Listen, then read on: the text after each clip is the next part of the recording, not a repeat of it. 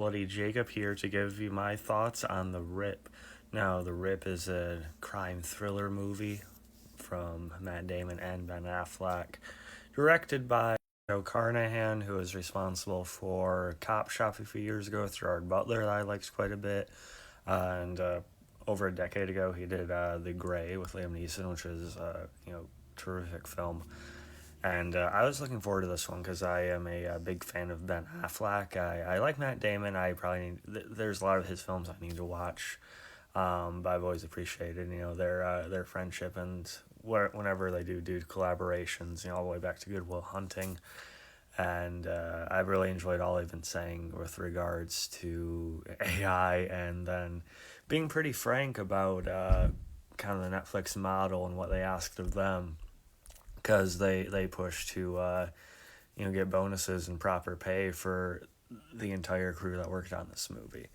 But they've been open and discussing that Netflix, they want them to write certain action scenes earlier on in the movie, or action centric, somewhat scenes like that earlier on in the movie, and also like somehow re-explain the plot or reintegrate what's going on a few times throughout to make up for the attention span of a lot of viewers, which is probably true in this day and age, unfortunately.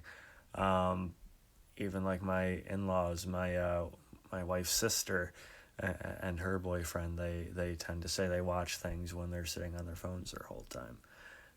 So it's sad, but it is a reality. Hell, even I have attention issues. Um, but in saying that, I gotta say this movie, it worked for me, and not just because of my issues or addiction to a phone, but this is generally one of the better times I've had with a movie in a long time, especially for a new movie. Um, I was pretty glued for most of it, really. It's a simple premise. Stash house. A rip as they call it. They're expecting a certain amount, and it turns out to be much more. Some are more aware of it than others, and you just have this really solid natural tension building throughout as you kind of find out just a little bit more about nuggets about people in the film and kind of their motivations.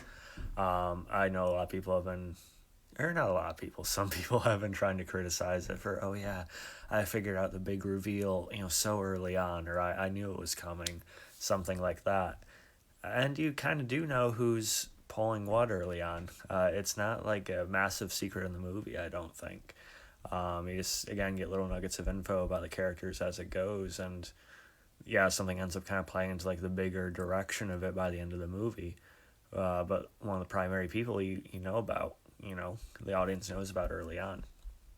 And so I really don't think it's about any sort of twist or anything like that necessarily. Um, it's a limited setting too. It's primarily around this house, a little bit into the city, not very much though. And I think that worked for it. People seem to be complaining about that too. They wanted, John Wick scenes and bigger car chases and stuff like that. But Ben Affleck and Matt Damon know and demonstrate that they still know how to derive tension, like genuine filmmaking from something like this.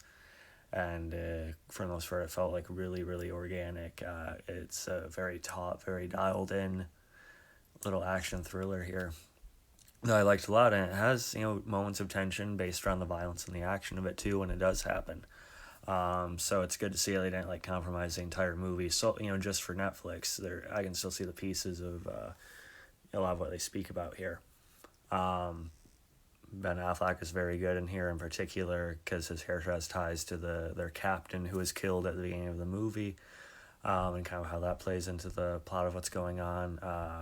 Matt Damon has a little bit of trauma in his past that you hear about, so he's maybe a bit more stoic, a bit more reserved, but he has more of a presence to him than sometimes he usually has. And I think he did well with that. You have Stephen Yeun here as well.